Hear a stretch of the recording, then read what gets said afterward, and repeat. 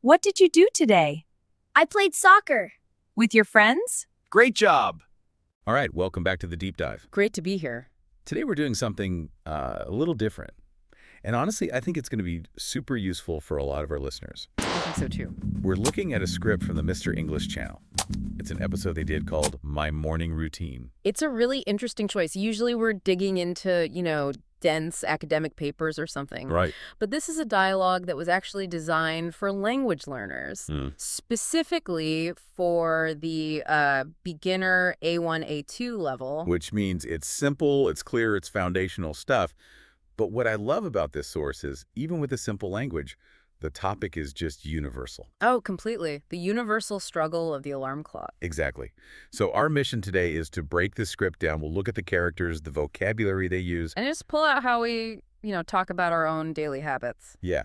We're going to follow the story of a character named Anna and also the banter between the two narrators, Jack and Chloe. And we should probably mention, because the source is designed to be accessible, we're going to try to keep our own conversation pretty clear, too. Sort of mirror that style. Good call. So let's just jump in. The script opens with these two narrators, Jack and Chloe. And you immediately get this huge personality clash. It's the classic odd couple setup, right? It's such a great way to teach opposites. Totally. So on one side, you have Jack. The source describes him as energetic. He wakes up at 5:30 a.m. 5:30 a.m. That's aggressive. It is. He literally says, quote, "I do some exercise and I feel like a superhero." See, that is a very specific type of person. That's not just waking up. That is like attacking the day. Right. And the script uses a key idiom to describe him, which is perfect for anyone learning English. They call him an early bird. The early bird. Yeah, from the proverb, the early bird catches the worm. It implies you get ahead if you start early. Oh. And Jack is the perfect example of that. But then you have Chloe. And I have to admit, I really identify with Chloe. I had a feeling you might. The source calls her a bit sleepy and a coffee lover. She tells Jack that 5:30 a.m. is, and I quote, the middle of the night. She wakes up at 8 a.m. And this is the best part. She's still angry at my alarm clock. It's such a relatable feeling. Yeah. Not just tired, but Hey. actively angry at the machine. So if Jack is the early bird, the vocabulary list in the source defines Chloe as the opposite. She's a night owl. A night owl. Someone who's better at night, struggles in the morning. And this whole dynamic, it sets up the first big vocabulary point. Chloe's holding an empty mug, and she says she needs a refill. Refill. So Yeah. let's pause on that word. It's got a lot of cultural weight to it, doesn't it? It really does. I mean, refill implies this continuous supply. For Chloe, coffee isn't a drink, it's fuel. You have to keep topping up the tank. She is not sipping a tiny espresso. She needs that constant flow to survive. Exactly. Okay, so after setting up these two archetypes, the superhero early bird and the groggy night owl, the script moves into a story. Right. This is part 2, the story of Anna. This is where we see a routine in action. So let's walk through it. The scene is set, 6:30 a.m., A nice compromise between Jack and Chloe's times. right? Sunlight's coming in. It sounds really peaceful. Until the alarm clock goes off. And the text describes it as a loud and annoying sound. Which, I mean, is there any other kind? Fair point. But look at Anna's reaction. She turns it off, but she doesn't leap out of bed. She waits for 5 minutes. The unofficial snooze period? Basically, yeah. And then she does something the script points out as a key verb. She stretches. Stretch. Why do you think they highlight that word for a learner? Well, it's such a physical action, and it's so tied to waking up. You're literally making your body long to kind of shake off the sleep. It's a very sensory word. And speaking of senses, the next part of the routine brings in sound. Because Anna has a cat, Luna. And Luna is her own kind of alarm clock. The script says she meows loudly. Because she's hungry, of course. Of course. But there's this great little comparison later in the script's discussion section. Chloe compares Luna to her own dog, Buster. Right. And the cat meows, but the dog barks. It's a good way to learn those animal sounds. It is, but it's also about the energy. Chloe calls Buster a living alarm clock. I love that phrase. Because you can't turn it off. You can't unplug a dog who needs to go outside. It adds this urgency. So Anna feeds the cat, first things first, and then she takes care of herself. Big glass of water. A very healthy habit. But then we get to the bathroom routine, and this starts a little debate. Anna washes her face with warm water. Which I didn't think twice about until Jack and Chloe started talking about it. Jack mentions a friend, Leo, who uses cold water. And Jack, being the energetic early bird, he's all for the cold water. He says it wakes you up. A shock to the system. Yeah, but Chloe is firmly on team warm water. She says cold water is only for people who are already awake. It's a small detail, but it says so much about them. Anna chooses warm water, which is calmer. She's easing into her day. And then she does something that I think is actually quite profound. She looks in the mirror. And a reflection. And she says out loud, "Today is a good day." Yeah. It's more than just teaching vocabulary. It's teaching a mindset, a positive affirmation. It frames the whole morning as an opportunity, not just a chore you have to get through. Okay, so she's mentally ready. Now it's 7 a.m., time to get dressed. She goes for comfort. A green sweater, which is described as soft and warm. But then, drama. A mystery unfolds. The case of the missing sock. It's a universal law of physics, I'm sure of it. Jack jokes about it later. He calls it a mystery of the universe and says his theory is that the washing machine just eats them. That feels right. It's also, comforting for a learner. This kind of small, frustrating thing happens to everyone. It does. She finds it, though, under the bed. Crisis averted. Hmm. So she's dressed.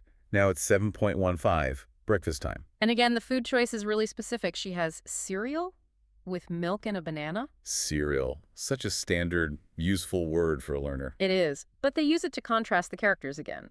Jack says he needs a big breakfast, eggs and toast. He needs fuel for being a superhero. What about Chloe? Just a banana. Says she's too busy. That feels very relatable and chaotic. But Anna's breakfast is described as quiet. She reads a book while she eats. And this is where Jack makes a great point. Chloe admits she checks her email at breakfast. Oh, that's a bad habit. The morning doom scroll. Exactly. And he points out that email just creates stress. Reading a book, like Anna does, keeps the mind calm. It's a little life tip hidden in an English lesson. For sure. So breakfast is done. She puts on her shoes, white sneakers. Another good vocab word. Sneakers, trainers, runners. But sneakers is very common. And she grabs her bag and phone and walks to the bus stop. She uses public transportation. Which tells us she probably doesn't have a car or lives in a city. Either way, she's out the door. But the script isn't done. It does something really clever here. It circles back to that missing sock. Right. Part 4. Deep dive missing items. It takes that one specific problem and makes it a whole conversation. It's a great conversational bridge. They compare Anna's sock to Leo's lost keys from a previous story, and then they talk about themselves. So what does Chloe, the night owl, lose? Her phone. She says she loses it every single morning. And the detail here is perfect. It's on silent mode. The fatal mistake. You can't even call it. Nope. She describes walking around, just listening for the little vibration, that little zzz. That is the sound of pure desperation. We've all been there. And what about Jack? Mr. Organized Superhero. Surely he doesn't lose things. Oh, but he does. His glasses. And where are they? On top of his head. The classic. It's just perfect. Chloe calls it a grandpa move. It makes him so much more human, right? He's not a robot. He's just an energetic, forgetful guy. And that whole section, it sets up a sentence for the learner to practice. Right. It prompts them to finish the sentence. I always lose my... It's so simple, but it's so useful. I always lose my keys. I always lose my wallet. Okay, so we've gone through the story. The source wraps up with a vocabulary list. I think we should run through those just to recap. Let's do it. It helps pull everything together. First up, routine. That's the main theme, the habit, the regular process. Anna's whole morning is a routine. Next, the villain of the story, alarm clock. The device that wakes you, or in Buster's case, the living thing that wakes you. Then the verb, stretch. Yeah, extending the body, that physical feeling of waking up. After that, the object of positivity, the mirror.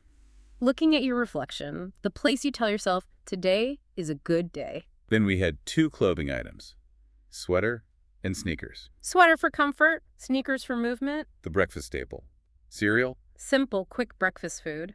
And the most important word for Chloe, refill. Filling that cup again, the sign of a true coffee dependent. And finally, the 2 big personality types we started with. Early bird and night owl. The source also has this tip about a second reading, where you listen just for the verbs. That's such a great tip. The verbs drive the story. Wakes up, feeds, washes, eats, walks. If you know those 5 words, you basically get the entire plot. That's the beauty of it. It's simple, but it's a complete narrative. So, bringing this back to everyone listening, The source leaves us with a couple of questions. Go for it. First, are you an early bird like Jack or a night owl like Chloe?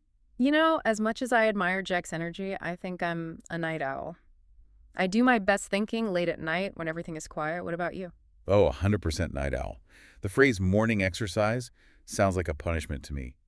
I need coffee before I can form a sentence. So we are both Team Chloe. We are.